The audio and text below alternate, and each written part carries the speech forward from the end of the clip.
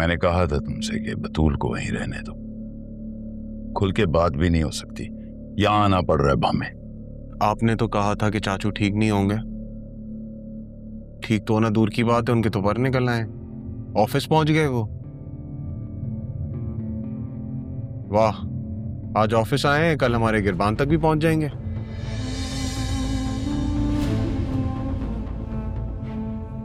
जरियोन, वक्त आ गया है, हमें अंडरग्राउंड हो जाना चाहिए, बल्कि ये मुल्क और ये शहर भी छोड़ देना चाहिए। नहीं डैड, हम नहीं जा सकते कहीं भी। जब तक मैं राहा को घर वालों के सामने गलत प्रूफ ना कर दूं, मैं कहीं नहीं जाऊंगा। पागल हो गए हो तुम। मुझे यूं अदील का अचानक ऑफिस आना हजम नहीं हो रहा। Divide and rule dad, divide and rule.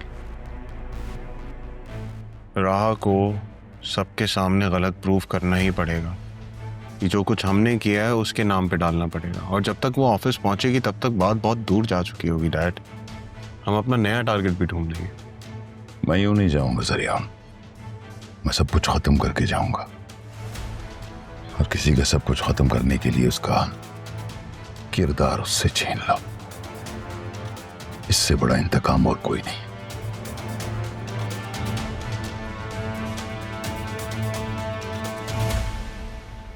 घर चले? नहीं, मैं घर नहीं जा रहा, तुम जाओ। तुम घर जाके कोशिश करो कि बतूल को अदील के पास भिजवाओ। ये क्या तरीका है, घर होते भी हम बेघर हैं।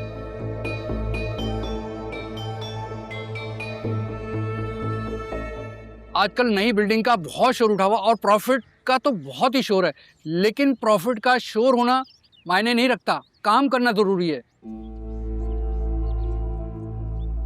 बिल्कुल आप ठीक कह रहे हैं, मैं खुद लोकेशन वायबिलिटी को तरजीह देता हूँ। स्पेशली हमने जो हाईवे पे न्यू ज़मीन खरीदी है वो 3 मेन रूट से कनेक्टेड है, तो फ्यूचर में कमर्शियल अपलिफ्ट तो है।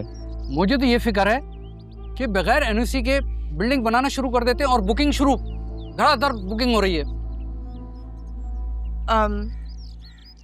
मैं एक मशवरा दूं, अगर आप लोगों को बुरा ना लगे और इजाज़त हो तो?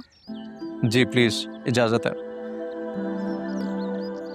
हमारे इदारे ने हाउसिंग स्कीम के लिए सिर्फ एनओसी लिया है, और प्री लॉन्च फेज में भी हम लोगों ने एक टोकन लिया था, एडवांस पेमेंट नहीं ली थी, ताकि जमान ग्रुप का एतबार हमारे साथ बरकरार रहे। ये तो बहुत गैर मामूली एहतियात है। क्या ये आपका फैसला है? नहीं, ये तो राहा का ही आइडिया था। इन्होंने ही सजेस्ट किया कि अगर हम बगैर अप्रूवल के मार्केट में जाएंगे तो ये ब्रांड के लिए नुकसानदेह साबित हो सकता है। ब्रांड वही होता है जो पब्लिक डिमांड को मीट करे और सिर्फ ख्वाब ना दिखाए पब्लिक को। आजकल की तो लड़कियों को प्रेजेंटेशन ही नहीं आती, बल्कि ग्राउंड वर्क भी पता है। जी, राहा बस काम की हद तक खामोश रहती है, लेकिन जब बात करती है तो उसे ध्यान से सुनना पड़ता है। मुझे ध्यान से याद आया, आरएमबी के मार्केट में शेयर्स आने वाले हैं। शाजन, मुझे ये अंदर की खबर मिली है, मौके से फायदा उठा लें हम लोग। ऐसा नहीं हो सकता। मेरा मतलब आप लोग वो शेयर्स मत लें, और प्लीज किसी और को भी खबर ना पड़ने दें। आप ये अच्छा मौका क्यों गंवाना चाहती हैं? फैसले दिल से नहीं, दिमाग से किए जाते हैं। सर, मैं आपको जज्बात से नहीं कह रही, मैं आपको अपनी ऑब्जर्वेशन से कह रही हूँ। आरएनबी ग्रुप में ओनरशिप की डिस्प्यूट है, और ये शेयर्स एक स्कैम भी हो सकता है। How do you know that? ये बात तो हमारी सोर्स ने भी नहीं बताई। आप लोग मेरी बात का एतबार करें, मैं आप लोग को रिपोर्ट बना के दूंगी, लेकिन प्लीज अभी के लिए आप लोग वो शेयर्स ना खरीदें। चलिए, अगर आप कह रही हैं तो हम आपकी बात पे यकीन कर लेते हैं। सर, मैं 2 मिनट में आऊँ? या श्योर।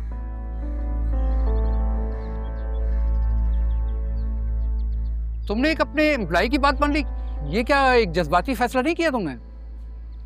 राहा सिर्फ मेरी एम्प्लॉय नहीं बल्कि बहुत अच्छी दोस्त भी है, और कुछ दोस्त कभी आपका नुकसान नहीं होने देना चाहते। शायद आपको जज्बात लग रहे हैं, वो मेरा डीप इंसाइट है। लेकिन मैं यकीन से कह सकता हूँ आपको, ये लड़की बहुत आगे जाएगी। इसका विजन बहुत कमाल का है। इंशाल्लाह।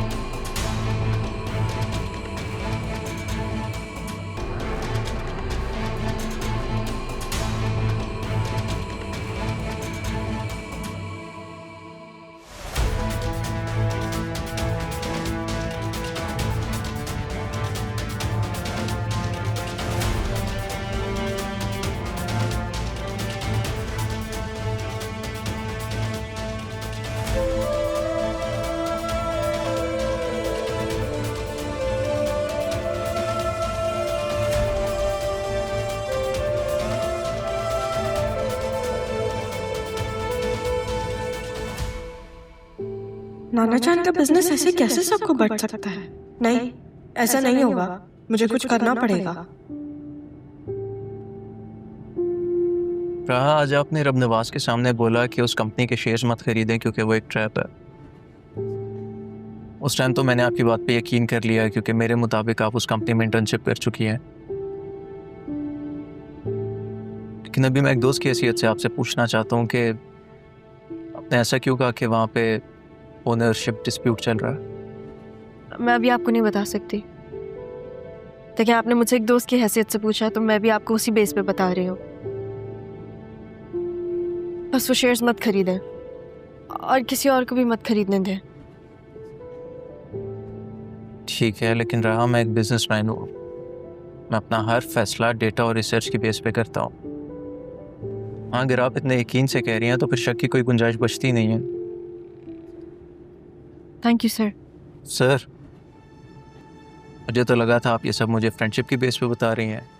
देखिए, अब आप बताएं या ना बताएं, मैं तो यकीन कर चुका हूँ। कभी कभी ये पता होना कि कोई आप पर यकीन करता है, यही काफ़ी होता है। इसी को तो भरोसा कहते हैं। वैसे मुझे अच्छा लगेगा अगर मैं आपका भरोसा वापस ले।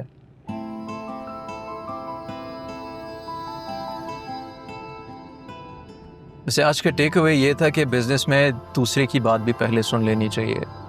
Miss honest. आप मुझे कोई और नाम दे दें। ये तो वैसे मुझे कहना चाहिए क्योंकि मेरा नाम आपने बांगलू रखा हुआ है। अच्छा, आप मुझे शर्मिंदा कर रहे हैं।